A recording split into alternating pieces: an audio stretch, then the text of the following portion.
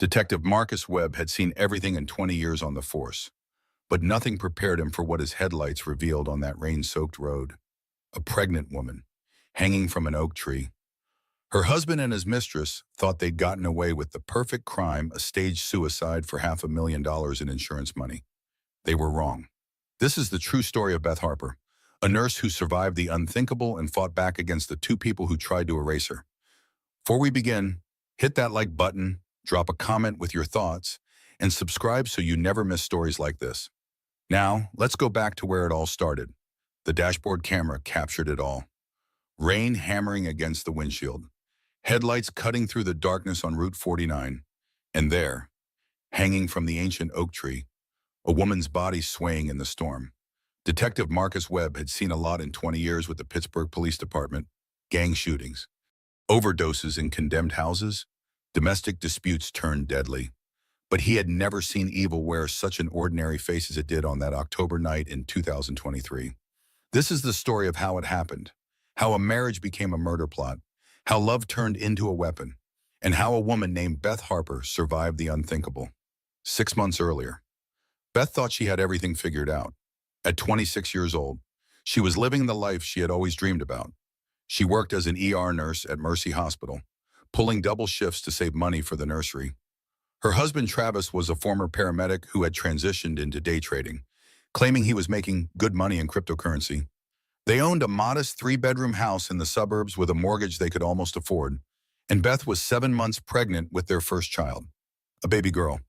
She folded tiny pink onesies on their bed one Saturday morning, her hands moving with the careful attention of a woman who had waited her whole life for this moment. The nursery was almost ready. She had painted it herself, a soft lavender color that looked purple in the morning light and gray in the evening. A second-hand crib stood in the corner, cleaned until it shone. Travis walked in, phone pressed to his ear, his voice tight with the kind of stress that had become familiar over the past few months. He ended the call and forced a smile. "Everything okay?" Beth asked. "Just work stuff. Crypto market is volatile right now." He kissed the top of her head, his hands briefly touching her swollen belly. "How's our girl?" "Active. She's been kicking all morning. She's going to be a fighter, like her mom." Beth wanted to believe him. She wanted to believe that everything was fine, that the tension in their marriage was just normal stress from preparing for a baby. But there were signs, small cracks in the foundation that she tried to ignore, like the credit card statement she found in his car last week, charges from restaurants she had never been to, a $600 dinner at the Capitol Grill on a night when she had worked a double shift and Travis claimed he had eaten leftover pizza at home. When she confronted him, he had an answer ready. It was a business dinner with potential clients. "I told you about it." "You didn't tell me about it." "Beth, I'm trying to build something here. These networking dinners are important. Do you want me to succeed or not?" The way he said it made her feel guilty for asking. That was Travis's special skill. He could make her doubt her own memory, her own perception of reality. It was a talent that had served him well over the years. But the real crack appeared on a Tuesday afternoon when Beth was reviewing their bank statements. She handled all the household finances because Travis said he was too busy with trading. As she scrolled through the mortgage payments, her heart began to pound. For the past 4 months, she had been the only one making payments. The automatic transfers from Travis's account had stopped in June. She called him at work, her hands shaking. "Travis, I need you to come home. I'm in the middle of something. Now, please." He arrived an hour later, his face already set in defensive lines. Beth showed him the bank statement spread across the kitchen table. "You haven't been paying the mortgage. For 4 months, I've been covering everything." Travis's jaw tightened. "The market has been rough. I had some losses. I was trying to recover before I told you." "How much did you lose?" "It doesn't matter. I'll make it back." "Travis, how much?" He turned away, his shoulders rigid. $87,000. The number hung in the air like poison. Beth felt the room spin. $87,000. Money they didn't have. Money they needed for the baby. For diapers and formula and doctor visits and all the endless expenses of raising a child. "How?" Her voice came out as a whisper. "Bad trades. It happens. I'll recover it." We're 7 months from having a baby. We can't afford to lose $87,000. Travis's face flushed red. You think I don't know that? You think I'm not under enough pressure? I'm trying to provide for this family. Beth, I'm trying to give you the life you want, and all you do is criticize me. The argument escalated. Travis's voice grew louder, his gestures more aggressive, and then he shoved her. Not hard, but enough to send her stumbling backward into the kitchen counter. The impact sent a shock of pain through her hip. Beth stared at him, one hand protectively cradling her belly. Travis's eyes widened, as if he couldn't believe what he had just done. Beth, I'm sorry. I didn't mean to. She walked past him to the bedroom and locked the door. Her hands were shaking as she called her best friend Jenna. He pushed me, she said, her voice breaking. Oh my God. Beth, you need to leave. Right now. I don't know where I would go. And what about the baby? Exactly what about the baby? You can't stay with someone who puts his hands on you. But Beth didn't leave, because an hour later, Travis knocked softly on the door. When she opened it, he was holding the framed ultrasound photo from her 20-week appointment, the one where they found out they were having a girl. For our baby girl, he said, tears streaming down his face. I'm so sorry, Beth. I'll never touch you again. I promise. We'll go to counseling. We'll fix this. Please don't give up on us. And Beth, exhausted and scared and desperate to believe that her marriage could be saved, let him back in. The thing about abusers is that they always know exactly what to say.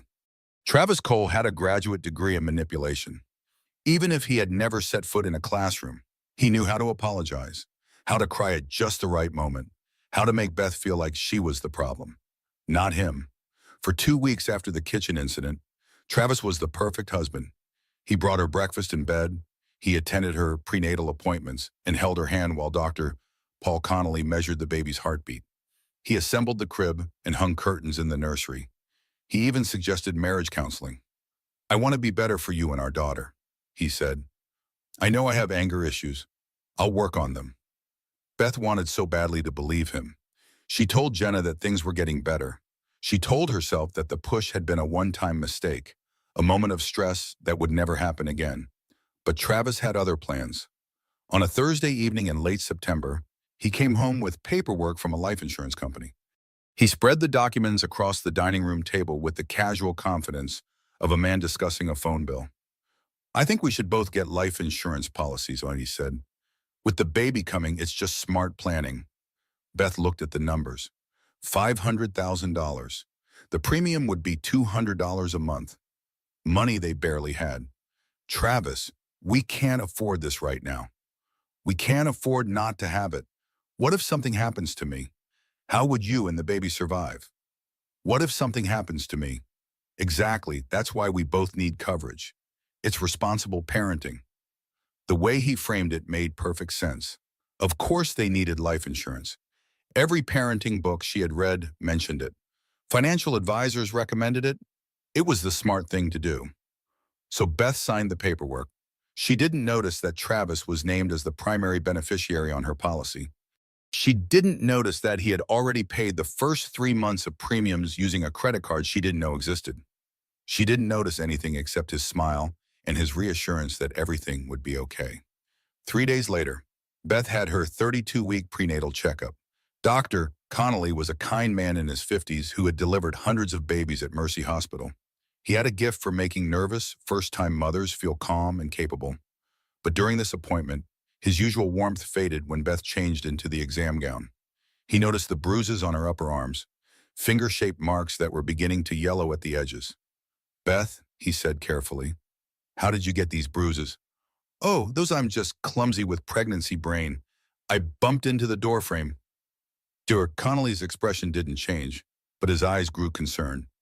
I need to ask you some questions. Are you safe at home? Of course I'm safe.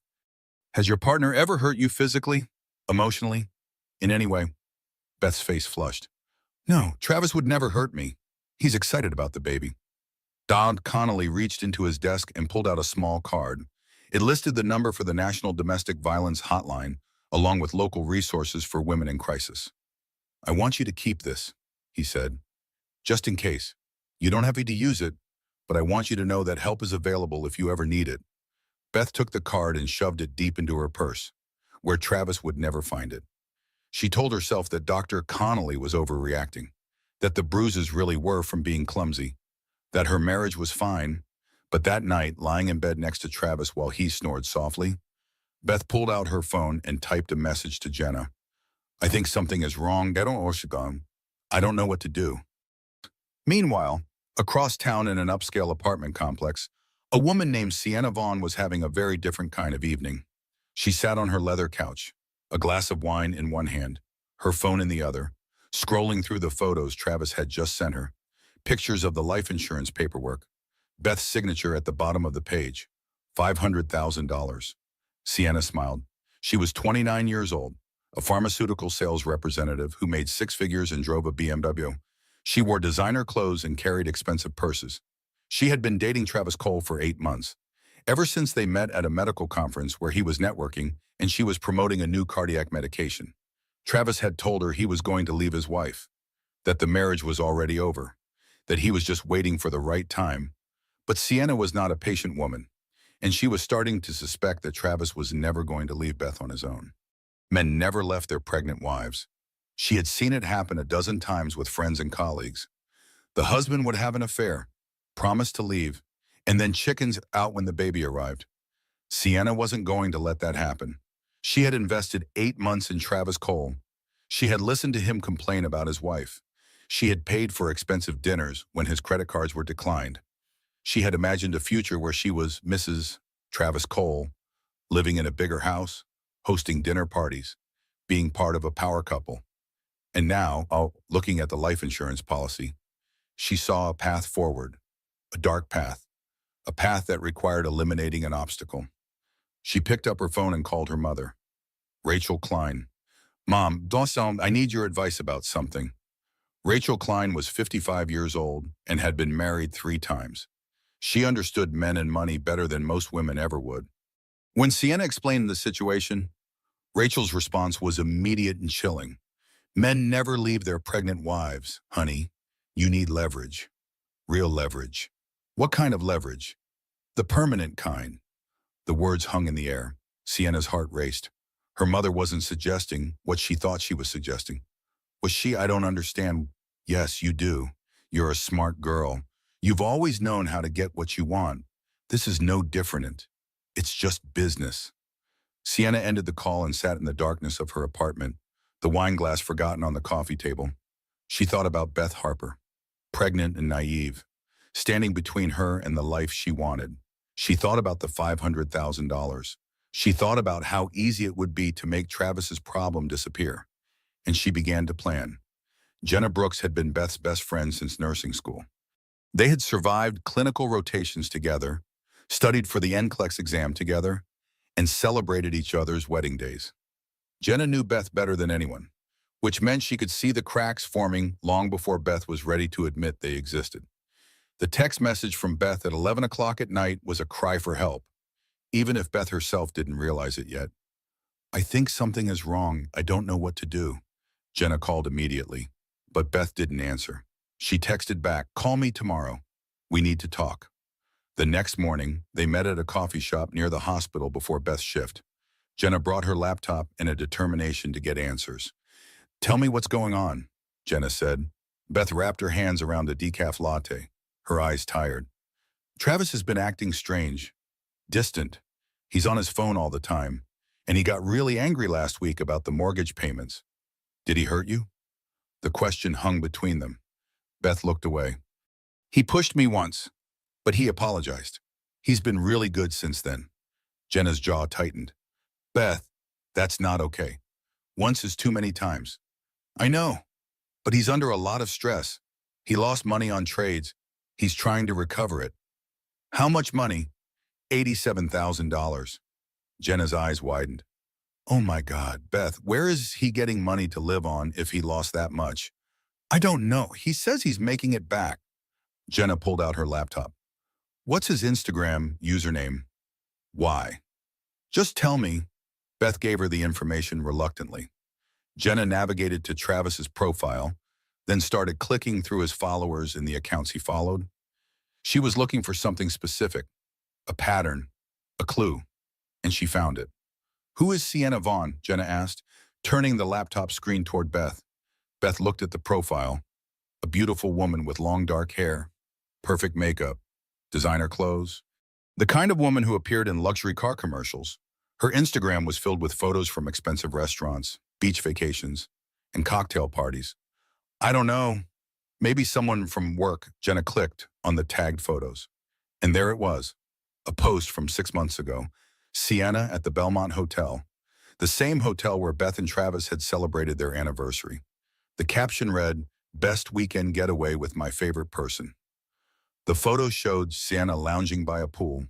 In the background, barely visible, was a man who looked exactly like Travis. "Beth," Jenna said softly, "I think Travis is having an affair." Beth stared at the photo. Her hands began to shake. She clicked through more of Sienna's posts, finding more breadcrumbs. A photo at Luigi's Italian restaurant, the place Travis called their special spot. A picture at Point State Park where they had gotten engaged. Sienna's location tags matched every place that Beth thought was uniquely hers and Travis's. "How long has this been going on?" Beth whispered. "I don't know, but we're going to find out." That evening, Beth confronted Travis. She had printed the Instagram photos and spread them across the kitchen table like evidence at a crime scene. When Travis walked in from work, he froze in the doorway. "What is this? You tell me. Who is Sienna Vaughn?" Travis's face shifted through several expressions. Surprise, guilt, defensiveness, and finally unburned anger. "You're stalking me on social media now, going through my followers. Answer the question. Who is she? A friend, a colleague, someone I network with?" "Liar, you've been taking her to our places. The Belmont Hotel, Luigi's, the park where you proposed to me." Travis's composure cracked. "Fine, yes, I've been seeing someone. Are you happy now?" The admission hit Beth like a physical blow. She had suspected it, but hearing him say it out loud made it real, made it undeniable. "How long?" 8 months. 8 months. Beth was 7 months pregnant, which meant Travis had started his affair before they even knew they were having a baby. "Why?" Her voice broke on the word. "Because you let yourself go. Beth, the pregnancy made you boring. All you talk about is babies and nurseries and diaper genies. Sienna makes me feel alive. She's exciting. She's fun. She's everything you're not anymore." The cruelty of his words was designed to wound. And they did. Beth felt every syllable like a knife cutting into her self-worth. "I'm carrying your child. That was a mistake. I never wanted kids. You pressured me into it. You said you wanted a family. I lied. I wanted you to be happy, but now I'm miserable, and I can't do this anymore." Travis grabbed his keys from the hook by the door. "I need space. I'm staying at a hotel for a few days." "Wait, we need to talk about this. We need to figure this out." But Travis was already gone, the door slamming behind him with a finality that echoed through the empty house. Beth sank to the floor, her hands cradling her belly, tears streaming down her face, the baby kicked inside her. A reminder of everything she stood to lose. She called Jenna, who came over immediately and stayed the night, holding Beth while she cried. What Beth didn't know was that Travis wasn't staying at a hotel. He was driving straight to Sienna's apartment, where she waited with wine and sympathy and a plan that was already in motion. Travis arrived at Sienna's apartment near midnight, exhausted and angry. She opened the door wearing a silk robe, her expression sympathetic but calculated. She had been preparing for this moment. "Come here, Asa," she said, pulling him into an embrace. "Tell me what happened." Travis collapsed onto her couch and explained the confrontation with Beth. The Instagram photos, the accusations, the tears. He painted himself as the victim, trapped in a marriage he never wanted, burdened with a child he never asked for. Sienna listened with the practiced attention of a woman who knew exactly how to manipulate a situation. When he finished, she poured him a glass of whiskey and sat beside him, her hand on his thigh. "What are you going to do?" she asked. "I don't know. I can't afford a divorce. The lawyers alone would bankrupt me." "What about the baby?" "She's due in 2 months. If I leave now, I'll be paying child support for 18 years. I'm already buried in debt." This was the opening Sienna had been waiting for. She let the silence stretch between them, calculating her next words carefully. What if Beth had an accident? She said softly. Travis looked at her, his eyes narrowing. What do you mean, I mean, what if something happened to her? Something tragic. Pregnancy complications, a fall, a car accident. Things happen all the time. Are you suggesting what I think you're suggesting? I'm suggesting that you have a $500,000 life insurance policy that could solve all your problems. No divorce lawyers, no child support, just you and me and a fresh start. Travis's face went pale. That's insane. That's murder. It's only murder if you get caught, and we won't get caught if we're smart about it. She pulled out her laptop and showed him what she had been researching. Statistics on maternal mortality, articles about pregnancy-related suicides, case studies of insurance payouts for accidental deaths. She had done her homework. Pregnant women are vulnerable, she explained. They have higher rates of depression and anxiety. If Beth were to have a breakdown, if she were to hurt herself, nobody would question it, especially if there's a history of emotional instability. There isn't a history. We'll create one. We'll post things on her social media accounts. Make it look like she's been struggling for months. Plant seeds of doubt in her friends and family. Travis stared at the laptop screen, his mind racing. The logical part of his brain screamed that this was wrong, that he couldn't possibly go through with something so heinous. But the desperate part, the part drowning in debt and trapped in a life he didn't want, saw a way out. How would we even do it? He asked. Sienna smiled. She had him now. Over the next 3 days, Travis stayed away from the house. He told Beth he needed space to think, that he would come back when he was ready to talk. But he wasn't thinking. He was planning. Sienna introduced him to her mother, Rachel Klein, a woman whose 3 marriages had taught her valuable lessons about men, money, and making problems disappear. Rachel had a friend who worked in insurance fraud investigation. She knew exactly what red flags to avoid. It has to look natural, Rachel explained over dinner at Sienna's apartment. Suicide is the cleanest option, but you need to build a narrative first. Make people believe she was unstable. They created fake posts on Beth's Facebook account, scheduling them to appear over the next few weeks. Posts about feeling overwhelmed and trapped. Posts about regretting the pregnancy. Posts that would seem harmless in isolation, but would paint a damning picture after her death. They also gathered rope from a hardware store 3 towns over, paying cash. They scouted locations in rural Pennsylvania, places where cell phone service was spotty and traffic was minimal. They practiced their alibis. And then a complication arrived. A man named Owen Price. Owen was Travis's bookie, a loan shark who operated out of a strip mall in Wilkinsburg. Travis owed him $140,000 from sports betting losses accumulated over the past year. Owen was not a patient man. He showed up at Beth's house on a Wednesday afternoon when she was home alone. She opened the door to find a man in his 40s, muscular and cold-eyed, with tattoos crawling up his neck. Is Travis home? Owen asked.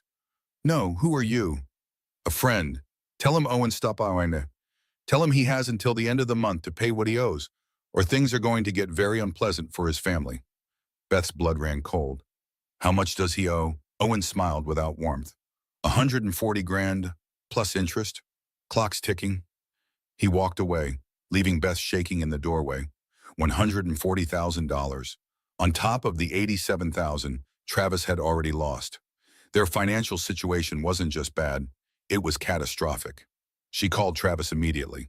Someone named Owen came to the house. He says you owe him $140,000. There was a long pause. Then Travis said, I'll handle it. Handle it how? We don't have that kind of money. I said I'll handle it. He hung up. And in Sienna's apartment, he looked at her with new desperation. We need to do this soon. Owen's not going to wait much longer. Sienna pulled out her phone and opened a calendar app. This Friday, I'll check the weather forecast. We need rain. Lots of rain. Travis nodded slowly. The plan was set in motion. All they needed now was the perfect storm. On Thursday evening, Travis came home. He appeared at the door with flowers, tears streaming down his face, every inch the repentant husband. Beth opened the door cautiously, her hand protectively over her belly. Beth, I'm so sorry, he said, his voice breaking. I ended it with Sienna. I told her I want my family. You and our daughter. That's all that matters. Beth wanted to slam the door in his face, but she was 7 months pregnant, exhausted and desperately wanting to believe that her family could be saved. And Travis knew exactly which buttons to push. I've been a terrible husband, he continued. But I'm going to change. I promise. Please give me another chance. For our daughter. He pulled out his phone and showed her text messages breaking up with Sienna. See, it's over. She's blocked on everything. It's just us now. Beth led him inside. They talked for hours. Travis explained that he had been gambling to try to make back the money he lost trading. He admitted he had a problem. He promised to go to Gamblers Anonymous. He showed her websites for financial counselors and marriage therapists. We can fix this, he said. We can be a family. I just need you to trust me one more time. And Beth, exhausted and hormonal and desperate for her marriage to work, agreed to try. She called Jenna and left a voicemail. He came back. He ended it with, Sienna, I think we're going to be okay. On Friday, Travis suggested they go for a drive. We need quality time together before the baby comes. Let's go see the autumn leaves. Remember how much you loved that drive through Tionesta Forest? Beth hesitated. It was supposed to rain that evening, but Travis was being so attentive, so loving, and she wanted to believe that things could go back to the way they were. Okay, she said, but not too late. I'm tired. We'll leave at 6, just a short drive. I promise. What Beth didn't know was that Senna was already parked near Tionesta Forest, waiting in a rental car that couldn't be traced back to her. What Beth didn't know was that Travis had loosened the battery connection in their Honda Civic so it would die at precisely the right spot. What Beth didn't know was that her husband had spent the past 3 days rehearsing how to kill her and make it look like suicide. At 5:30, Beth's coworker called. Hey, can you cover part of my shift tonight? I have a family emergency. Beth almost said yes. She always said yes. But Travis intervened, taking the phone from her hand. She can't. We have plans tonight. Sorry. He hung up and smiled at Beth. We need this time together. Work can wait. They left at 6, just as the sun was setting and the first drops of rain began to fall. Beth watched the familiar suburbs give way to rural roads, forests pressing in on both sides. The rain intensified, hammering against the windshield, making it hard to see more than a few feet ahead. Maybe we should turn back, Beth said. This weather is getting bad. We're almost there, just a few more miles. 20 minutes later, on a deserted stretch of Route 49, the car sputtered and died. Travis pulled over to the shoulder, his performance of confusion perfectly rehearsed. What the hell, he said, popping the hood. Battery must be dead. Do you have jumper cables? No, and there's no cell service out here. He looked around at the dark forest, the rain, the isolation. There's a rest area about a mile back. I'll walk there and call for help. Travis, don't leave me alone out here. You'll be fine. Lock the doors. I'll be back in 20 minutes. But Travis didn't walk toward any rest area. He walked 50 yards down the road to where Sienna was waiting in the rental car. She rolled down the window, rain soaking her designer jacket. Is she alone? Sienna asked. Yeah, let's go. They walked back toward the Honda together, their footsteps silent on the wet pavement. Beth saw them coming through the rain-streaked window and felt a spike of fear. Why was Travis walking with a woman? Why did that woman look like Sienna? She locked the doors, but Travis had the keys. He unlocked the passenger side and yanked the door open before Beth could react. Get out, he said. Travis, what's happening? Sienna appeared on the driver's side, opening that door as well. Get out of the car. Beth? No, I'm calling the police. But Beth's phone had no signal. She was trapped. Travis reached in and grabbed her arm, pulling her out into the rain.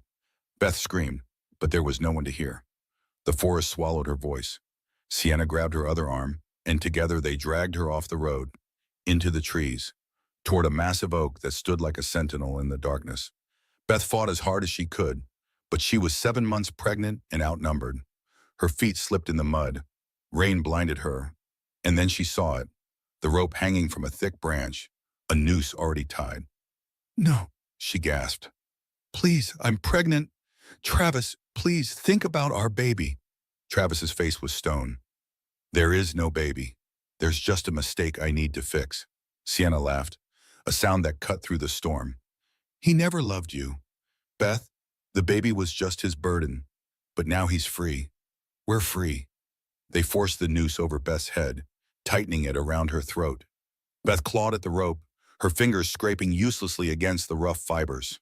She thought of her daughter, growing inside her, innocent and unaware that her mother was about to die. I love you, Beth whispered to her belly. I'm so sorry. Travis and Sienna pulled on the other end of the rope, hoisting Beth into the air. Her toes scraped at the ground, finding no purchase. The rope cut into her throat. She couldn't breathe, couldn't scream. The world began to darken around the edges. Travis checked her pulse, his fingers cold against her neck. It's done. They walked away, leaving her hanging from the oak tree in the rain. Detective Marcus Webb was 55 years old and counting down to retirement. He had joined the Pittsburgh Police Department fresh out of the academy. 20 years of night shifts and crime scenes and broken families.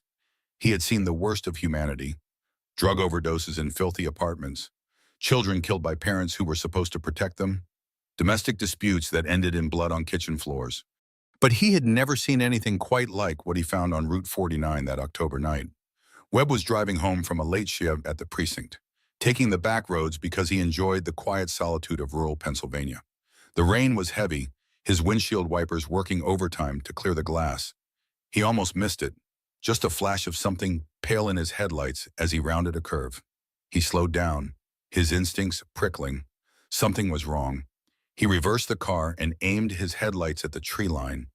And there she was, a woman hanging from an oak tree, her body limp, rain soaking her clothes and hair. She was visibly pregnant. Jesus Christ, Webb breathed. He grabbed his radio and called it in. This is Detective Webb. I've got a possible suicide on Route 49, mile marker 72. Female, pregnant, hanging from a tree. Send ambulance and backup immediately. He ran through the rain, his heart pounding. The woman's face was blue, her eyes half closed. He pulled out his pocket knife and cut the rope, catching her as she fell. She was heavy, dead weight in his arms. He lowered her to the muddy ground and checked for a pulse. Nothing. He started CPR, his hands pressing against her chest in steady compressions. 30 compressions, 2 breaths. 30 compressions, 2 breaths. Rain poured down on both of them, mixing with the mud and blood from where the rope had cut into her neck. Come on, he muttered. Don't you die on me. Don't you dare die. He kept going until he heard sirens in the distance. The ambulance arrived, EMTs taking over with practiced efficiency. They intubated her, started an IV, loaded her onto a stretcher. Webb stood in the rain, watching them work, his clothes soaked and his hands shaking from adrenaline. One of the EMTs, a young woman named Sarah, looked at him with grim determination. She's alive, barely, but we need to move now. They raced toward Mercy Hospital with lights and sirens blaring. Webb followed in his own car, his mind already working through the scene. Something about it felt wrong. The location was too isolated. The rope looked new, not weathered, and the woman's fingernails were broken, as if she had been clawing at something, or someone, at the hospital. Chaos erupted. The woman, Beth Harper, according to her ID, was rushed into the OR for an emergency cesarean section. She had flatlined twice in the ambulance. The baby was in distress, her heart rate dropping dangerously low. Webb waited in the hallway, watching doctors and nurses run past. An hour later, Dr. Connolly emerged, his scrubs stained with blood. The baby, the Webb asked? Alive, 29 weeks. She's in the NICU, critical but stable. And the mother? Induced coma. She's got severe trauma to her trachea, possible brain damage from oxygen deprivation. We won't know the extent of the damage until she wakes up. If she wakes up? Webb thanked him and walked outside to call his sergeant. I need a crime scene unit at Route 49. This wasn't a suicide. This was attempted murder. Over the next 12 hours, the evidence piled up. The forensic team found DNA on the rope from 2 different people, neither of them Beth Harper. They found tire tracks from 2 vehicles near the scene. They found signs of a struggle. Beth's car was discovered nearby with a deliberately disconnected battery. Webb pulled Beth's phone records and bank statements. He found the life insurance policy with Travis Cole listed as the primary beneficiary. He found evidence of Travis's gambling debts and his affair with Sienna Vaughn. He found the fake social media post designed to make Beth look suicidal. The case built itself. All Webb had to do was connect the dots. But he needed Beth to wake up. He needed her testimony. Because without it, a good defense lawyer could create reasonable doubt. Could claim that Beth had staged her own hanging and accidentally gone too far. Could claim that Travis and Sienna had alibis. Webb sat by Beth's hospital bed, watching the machines beep and hiss, keeping her alive. Come on, Beth, wake up. Tell me what happened. Let me get justice for you and your baby. But Beth remained silent, trapped in the darkness of unconsciousness. Meanwhile, Travis and Sienna were playing their roles perfectly. They appeared on the local news, Travis with tears streaming down his face, Sienna playing the concerned family friend. My wife was struggling with depression, Travis said to the cameras. I tried to help her. I suggested counseling, but she wouldn't listen. This is my worst nightmare. Sienna stood beside him, her hand on his shoulder in a gesture that looked supportive, but was actually possessive. She had dressed carefully for the cameras.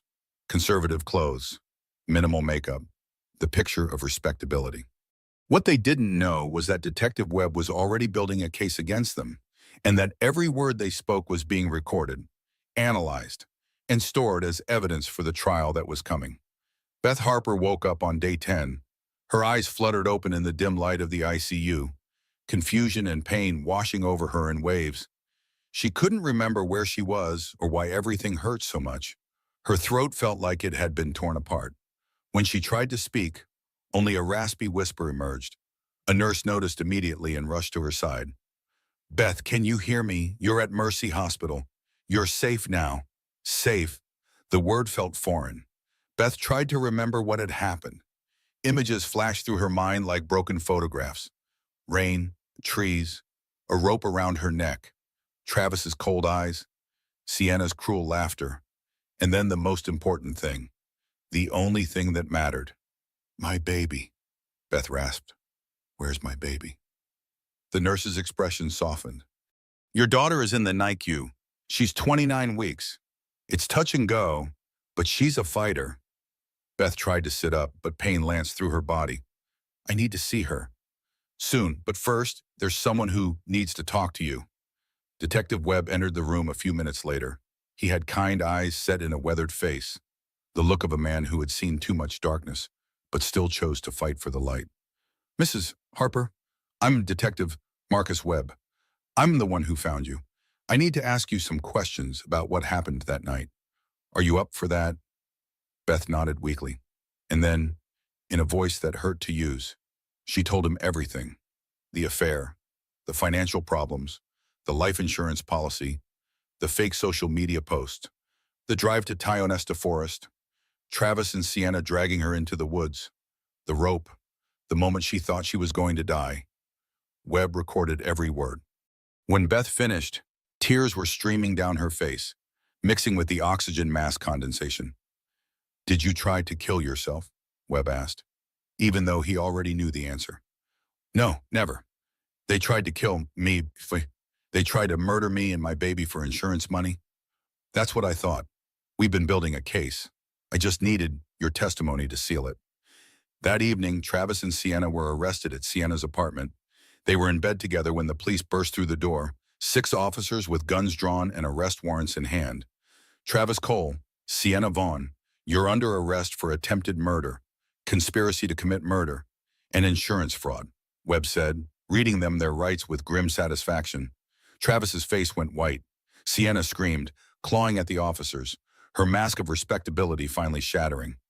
They were taken to the Allegheny County Jail in separate cars, both of them shouting that it was all a misunderstanding, that Beth was lying, that they were innocent. But the evidence told a different story. The DNA on the rope, the fake social media posts traced back to Sienna's laptop, the text messages between them discussing the plan, Owen Price, the bookie willing to testify about Travis's debts in exchange for leniency on his own charges, and Beth's testimony, delivered from a hospital bed while machines kept her alive. The case made national news. Husband and mistress tried to hang pregnant wife for insurance money, read the headlines. Travis's face appeared on every news channel, his handsome features now associated with pure evil. Sienna's Instagram was flooded with thousands of hateful comments before she deleted her account entirely. The trial began 3 months later. Beth had recovered enough to attend, though her voice was permanently damaged, reduced to a raspy whisper that forced people to lean in close to hear her. She sat in the courtroom with Jenna beside her, watching as Travis and Sienna tried desperately to save themselves. Sienna's defense strategy was to blame everything on Travis. She claimed he had manipulated her, that she had been under his control, that she never intended for anyone to get hurt. She cried on the witness stand, her perfect makeup running down her face in black streaks. Travis's strategy was to blame Sienna. He claimed she had planned everything, that he had been reluctant, that she had threatened to expose his debts if he didn't go along with it. He played the victim, insisting that he still loved Beth and would never hurt her. But then the prosecution played a recording. Sienna's mother, Rachel, facing her own charges as an accessory, had agreed to testify in exchange for a reduced sentence. She provided text messages and recorded phone conversations where Sienna and Travis discussed every detail of the murder plot. The jury deliberated for 2 hours. When they returned, the verdict was unanimous. Guilty on all counts. Travis Cole was sentenced to 35 years in prison without the possibility of parole. Sienna Vaughn received 30 years. Rachel Klein got 5 years for her role in the conspiracy. Beth watched from the gallery as they were led away in handcuffs. Travis looked at her one last time, his eyes filled with something that might have been regret or might have been anger. She would never know which, and she didn't care. Victory in court didn't mean victory in life. Beth learned that lesson quickly.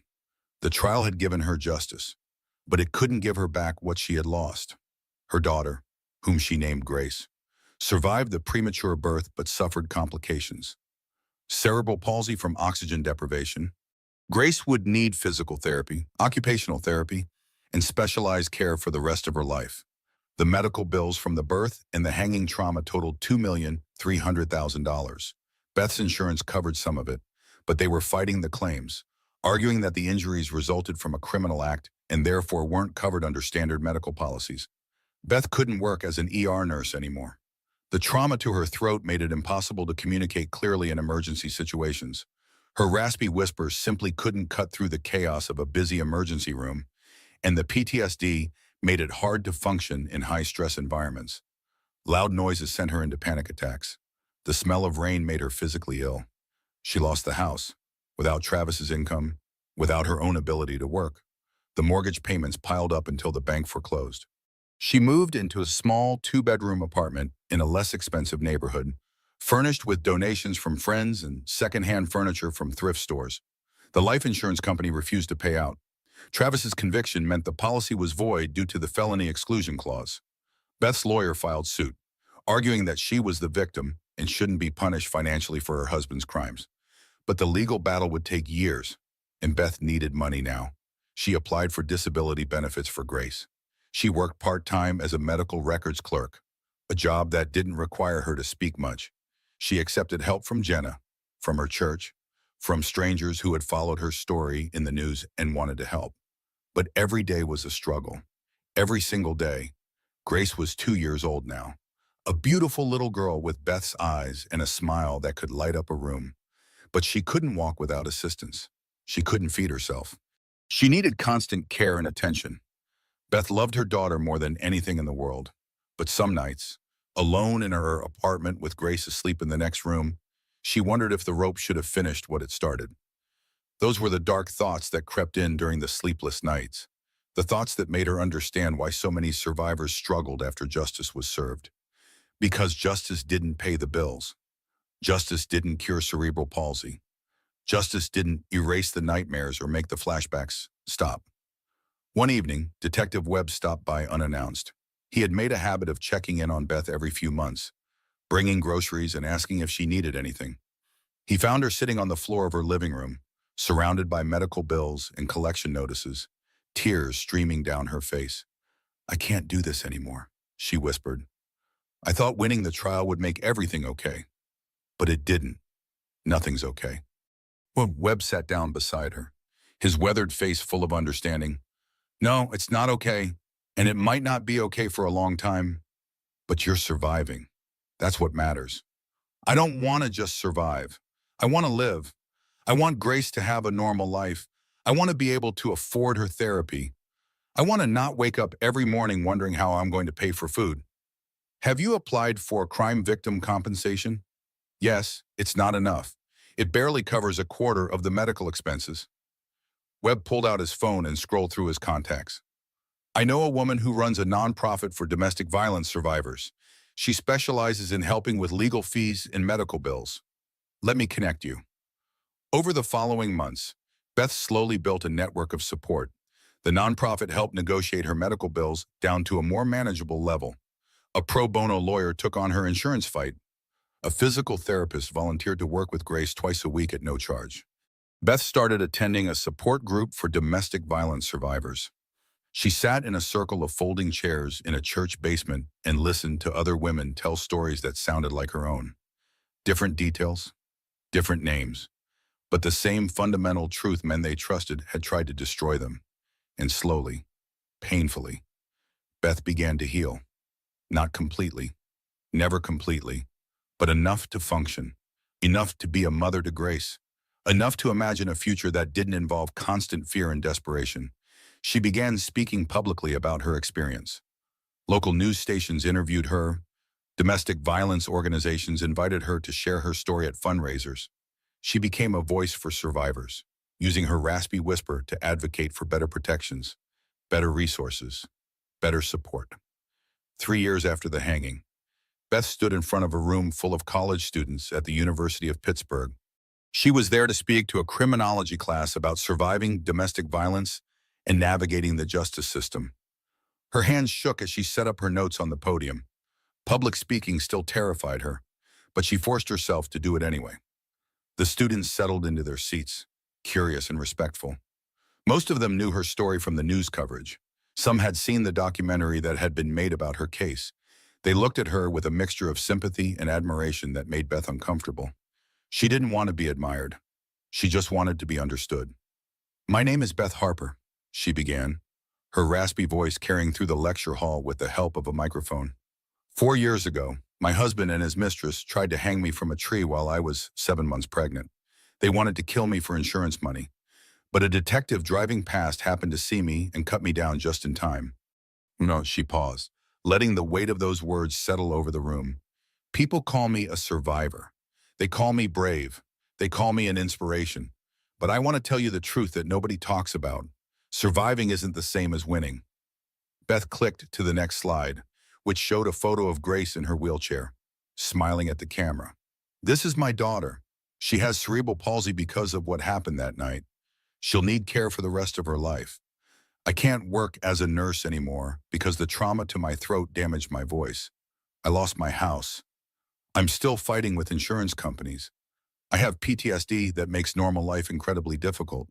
She looked out at the students, seeing their faces shift from admiration to uncomfortable realization. "Justice doesn't fix everything. The men who hurt me are in prison.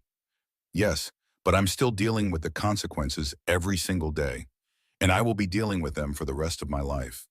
A student raised her hand. "Do you regret surviving?" It was a brutal question, but an honest one. Beth appreciated the honesty. "Sometimes, yes.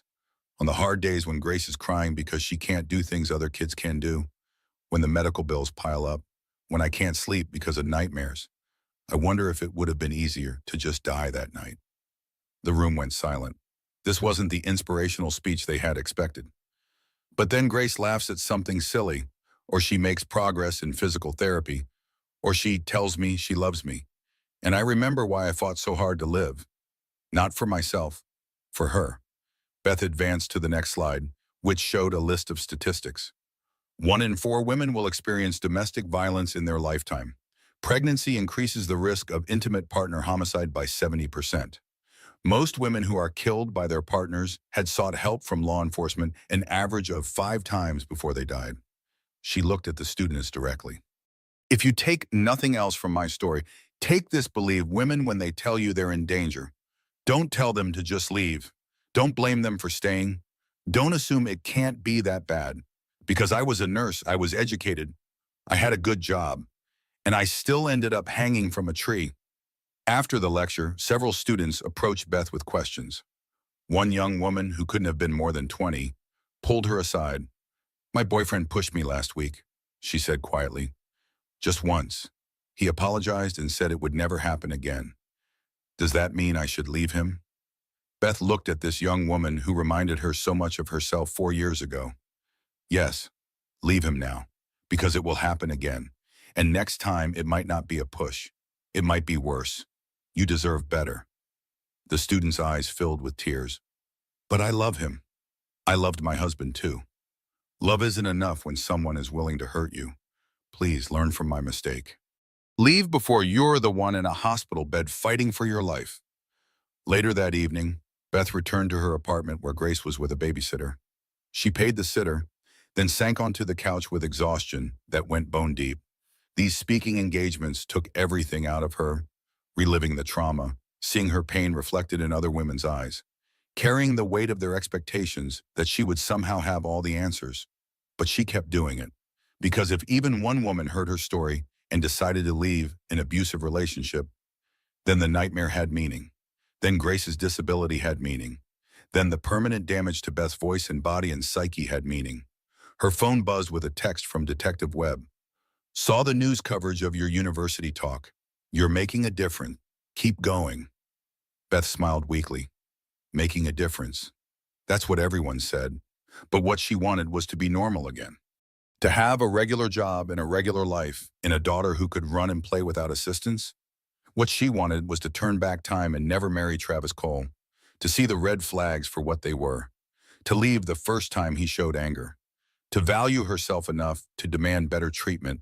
But time only moved forward, and all Beth could do was survive it, one difficult day at a time, carrying the weight of wisdom that had been purchased with pain. 5 years after the hanging, Beth sat in the waiting room of Grace's physical therapy clinic, watching through the observation window as her daughter worked with her therapist. Grace was 7 years old now, small for her age but determined. She was attempting to walk with forearm crutches, her face scrunched up in concentration as she took one shaky step, then another. Beth's heart swelled with pride and broke with grief simultaneously. Every milestone Grace achieved came with the reminder of everything she had lost. Normal children walked at 12 months. Grace was still struggling at 7 years. Normal children ran and jumped and played. Grace needed assistance with everything. But Grace never complained. She faced every challenge with a smile and a determination that humbled Beth. When other kids stared at her wheelchair or her crutches, Grace would cheerfully explain that her legs worked differently, but her brain worked just fine. She was funny and smart and kind, traits she hadn't inherited from her father. Detective Webb had become a fixture in their lives over the years. He stopped by every few weeks, bringing groceries or helping with household repairs. He had retired from the police force but couldn't seem to retire from caring about the people he had saved. Last month, he had helped Beth file paperwork to have Travis's parental rights terminated permanently. Travis had sent a few letters from prison, claiming he wanted to be part of Grace's life. Beth had burned them without reading past the first sentence. The insurance lawsuit had finally settled, providing enough money to cover most of Grace's past medical bills and set up a trust fund for her future care. It wasn't the full policy amount, but it was enough. Beth had moved to a better apartment in a safer neighborhood with good schools.